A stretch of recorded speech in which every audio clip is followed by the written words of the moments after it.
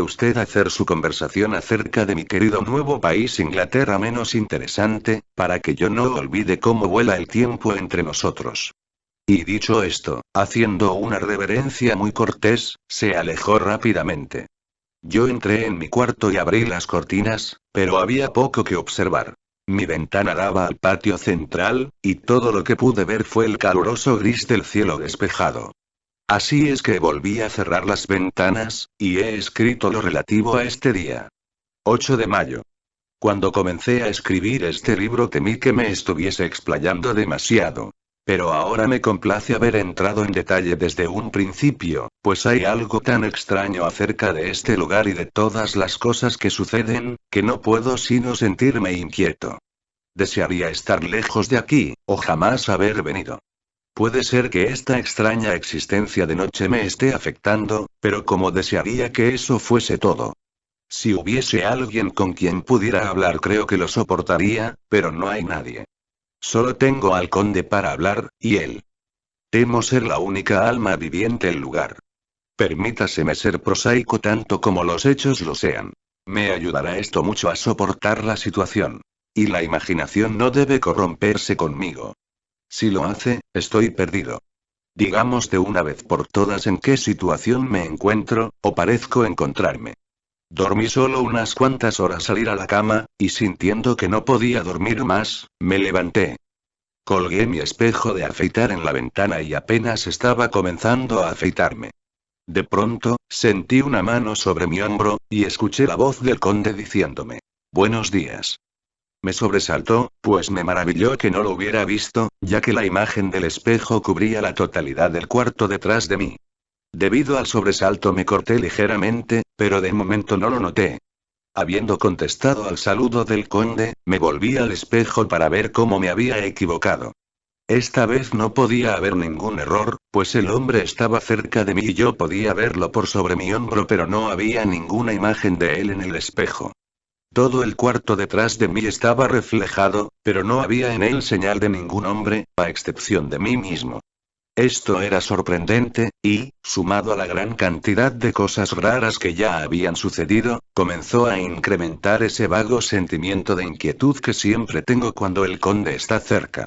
Pero en ese instante vi que la herida había sangrado ligeramente y que un hilillo de sangre bajaba por mi mentón. Deposité la navaja de afeitar, y al hacerlo me di media vuelta buscando un emplasto adhesivo. Cuando el conde vio mi cara, sus ojos relumbraron con una especie de furia demoníaca, y repentinamente se lanzó sobre mi garganta. Yo retrocedí y su mano tocó la cadena del rosario que sostenía el crucifijo. Hizo un cambio instantáneo en él, pues la furia le pasó tan rápidamente que apenas podía yo creer que jamás la hubiera sentido. «Tenga cuidado», dijo él, «tenga cuidado de no cortarse. Es más peligroso de lo que usted cree en este país», añadió, tomando el espejo de afeitar. «Y esta maldita cosa es la que ha hecho el follón. Es una burbuja podrida de la vanidad del hombre. Lejos con ella». Al decir esto abrió la pesada ventana y con un tirón de su horrible mano lanzó por ella el espejo, que se hizo añicos en las piedras del patio interior situado en el fondo. Luego se retiró sin decir palabra. Todo esto es muy enojoso, porque ahora no veo cómo voy a poder afeitarme, a menos que use la caja de mi reloj o el fondo de mi vasija de afeitar, que afortunadamente es de metal. Cuando entré al comedor el desayuno estaba preparado. Pero no pude encontrar al conde por ningún lugar. Así es que desayuné solo. Es extraño que hasta ahora todavía no he visto al conde comer o beber. Debe ser un hombre muy peculiar. Después del desayuno hice una pequeña exploración en el castillo. Subí por las gradas y encontré un cuarto que miraba hacia el sur. La vista era magnífica, y desde donde yo me encontraba tenía toda la oportunidad para apreciarla. El castillo se encuentra al mismo borde de un terrible precipicio. Una piedra cayendo desde la ventana puede descender 1000 pies sin tocar nada. Tan lejos como el ojo alcanza de divisar, solo se ve un mar de verdes copas de árboles, con alguna grieta ocasional donde hay un abismo. Aquí y allí se ven hilos de plata de los ríos que pasan por profundos desfiladeros a través del bosque. Pero no estoy con ánimo para describir tanta belleza, pues cuando hube contemplado la vista exploré un poco más. Por todos lados puertas, puertas, puertas, todas cerradas y con llave. No hay ningún lugar, a excepción de las ventanas en las paredes del castillo, por el cual se pueda salir. El castillo es en verdad una prisión, y yo soy un prisionero. Y del diario de Jonathan Arker, continuación, cuando me di cuenta de que era un prisionero, una especie de sensación salvaje se apoderó de mí. Corrí arriba y abajo por las escaleras, pulsando cada puerta y mirando a través de cada ventana que encontraba. Pero después de un rato la convicción de mi impotencia se sobrepuso a todos mis otros sentimientos. Ahora, después de unas horas, cuando pienso en ello me imagino que debo haber estado loco, pues me comporté muy semejante a una rata cogida en una trampa. Sin embargo, cuando tuve la convicción de que era impotente, me senté tranquilamente, tan tranquilamente como jamás lo he hecho en mi vida, y comencé a pensar que era lo mejor que podía hacer.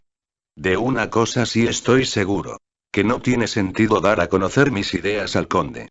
Él sabe perfectamente que estoy atrapado.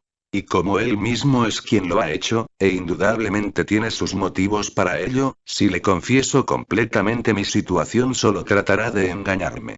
Por lo que hasta aquí puedo ver, mi único plan será mantener mis conocimientos y mis temores para mí mismo, y mis ojos abiertos. Sé que o estoy siendo engañado como un niño, por mis propios temores, o estoy en un aprieto. Y si esto último es lo verdadero, necesito y necesitaré todos mis sesos para poder salir adelante. Apenas había llegado a esta conclusión cuando oí que la gran puerta de abajo se cerraba, y supe que el conde había regresado.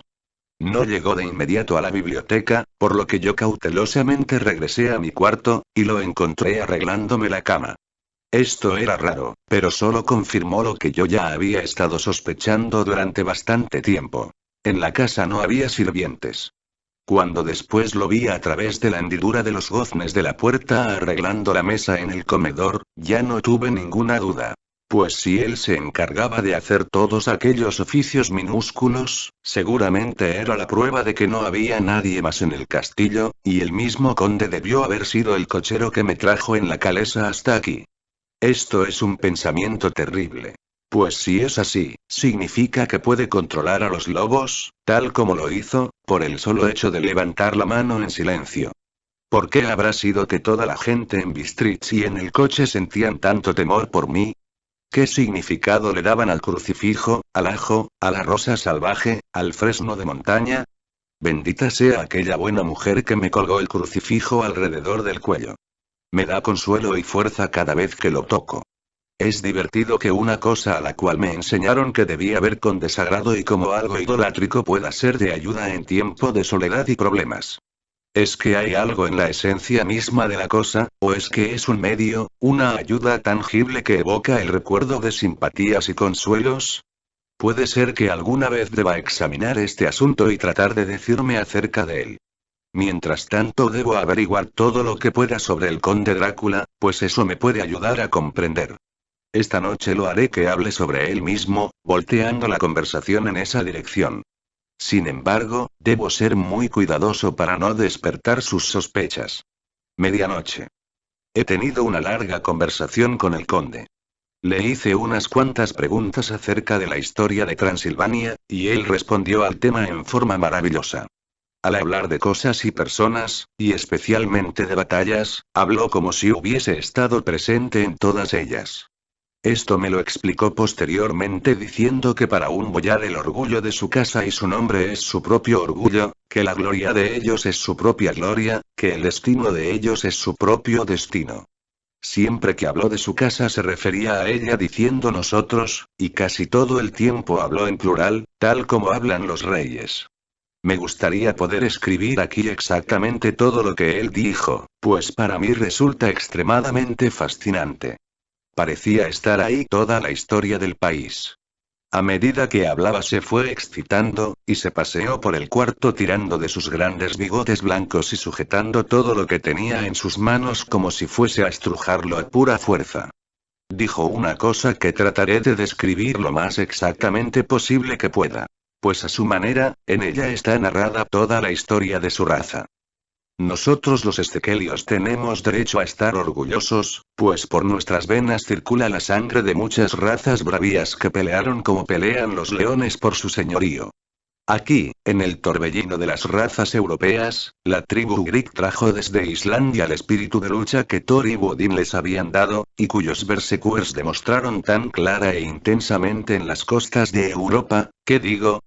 Y de Asia y de África también, que la misma gente creyó que habían llegado los propios hombres lobos.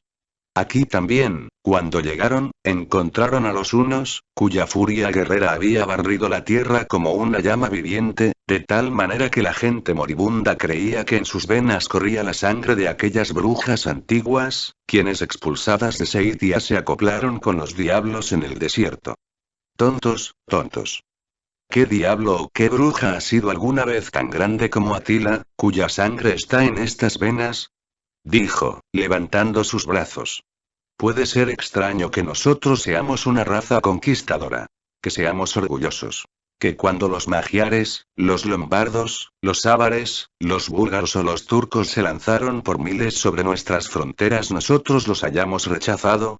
Es extraño que cuando Arpad y sus legiones se desparramaron por la patria húngara nos encontraran aquí al llegar a la frontera.